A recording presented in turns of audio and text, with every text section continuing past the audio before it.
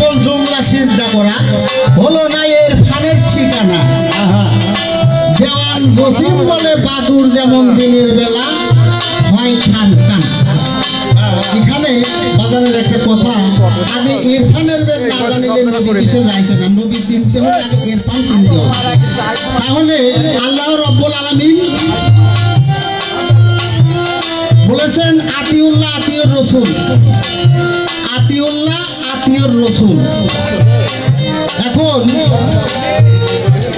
আল্লাহ পাক তার কালামের মধ্যে বলেছেন সূরা আল ফাতা 10 নম্বর আয়াতের মধ্যে বলেছেন ইন্নাল্লাযিনা ইউবাইনুকা ইউবাইনুল্লাহু ফাওকা আইদিহিম। আমার আল্লাহ রাব্বুল আলামিন বলেছেন হে রাসূল আপনি বলিয়া দিন যাহারা আপনার হাতের উপর হাত দিয়ে বায়াত গ্রহণ করলো তাদের হাতখানার পর আমার হাতখানা ছিল, এখন সেই হাত আজ আছে কি নাই, সে রাসূল আছে কি নাই। তাই এই গজলের মধ্যে বলছে হায়াতুল মুরসালিন নবী, জিন্দা নবীর কোনো মৃত্যু নাই। যে নূর নবী হায়াতে মুরসালিন নবী, সেই নবীর কখনো মৃত্যু হতে পারে না এবং সেই নবীর অনুসরণ অনুকরণ করার জন্যই আমরা বায়াত গ্রহণ নেই। কার হুকুম মতো? আল্লাহর হুকুম মতো। আল্লাহর কালামের বাণীর মধ্যে লেখা আছে, তাই আমরা ওসিলা স্থাপন করি। এই ওসিলা স্থাপন করলে আমরা একজন গুরুর হাতে হাত দিয়ে বায়াত গ্রহণ করি, আত্মসমর্পণ করি, মুসলমান হই। তাহলে আত্মসমর্পণ, মুসলমান শব্দের অর্থ হলো আত্মসমর্পণ। তাই ইরফানের বেদ না জানিলে নবী কিসে যাইছে না। তাই আমরা যেই গুরুর হাতে হাত দেই ওই গুরু একজন নায়েবে রাসূল, একজন ওসিলা প্রাপ্ত নায়েবে রাসূল। আরবি ভাষায় বলা হচ্ছে আল্লাহর দাস। আল্লাহর দাস সূরা ফজরে বলছেন আল্লাহ ভাই বান্দা তুমি আমার দাসগণের অন্তর্ভুক্ত হও, আমার দাসের দাসত্ব করে জান্নাত আসো। আর স্পষ্ট কোরআন বলতেছে হে বান্দা, আল্লাহ ধমক দিয়ে বলছে হে বান্দা নিশ্চয়ই খবরদার কখনো তোমরা মুসলমান না হইয়া কবরে আসিও না।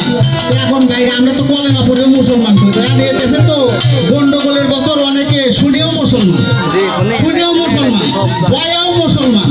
এখন এই মুসলমান যে কয় প্রকার এইগুলোই তো আমরা বুঝতে পারি। তাই আল্লাহ রাব্বুল আলামিন বলছে যে নিশ্চয়ই মুসলমান না হইয়া কবরে আসিও। তাই আমাদেরকে মুসলমান হইতে হবে।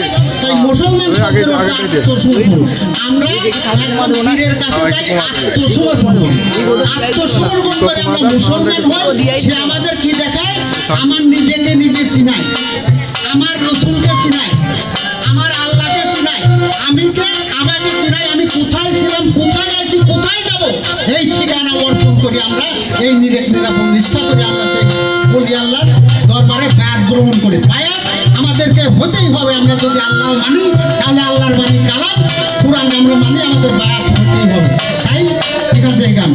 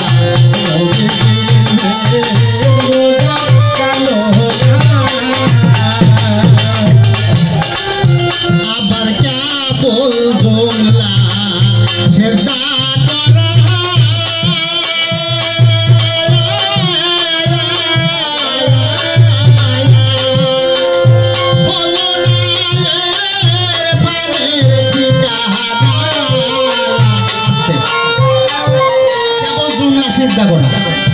আমরা যে ভাই নামাজ পড়ি, আমরা না সবাই নামাজ সবার জন্য ফরজ নামাজ, আমরা যে সিজদা করি, আল্লাহ ব্যতীত সিজদা হারাম, আল্লাহ ব্যতীত সিজদা হারাম। তাহলে এখানে বলতেছে কেবল জুমলা সিজদা কর, আল্লাহ ব্যতীত যদি সিজদা হারাম হয় তাহলে আমি সিজদা কোথায় করি? আমাকে অবশ্যই জানিয়া বুঝি আল্লাহকে দেখে, আল্লাহ ব্যতীত যেহেতু বলছে সিজদা হারাম, তাহলে আল্লাহকে সিজদা দিতে হবে। তাহলে আল্লাহকে যদি আমি সিজদা দেবো তাহলে আল্লাহকে আমি কোথায় পাবো, কার মাধ্যম দিয়ে পাবো? তাই বলতেছে মারাজল বাহারানি ইয়ালতা জ্ঞান বর্জকল লাইয়ব জ্ঞান খাবিয়ালায়ে রব্বিকুমা তুকাজ্জিবা। তাই বর্জক যত সময় পর্যন্ত আমি না চোখে দেখবো, এত সময় পর্যন্ত আমার সিজদা হবে না, হবে না, হবে না। এটাই আল্লাহ তাআলা।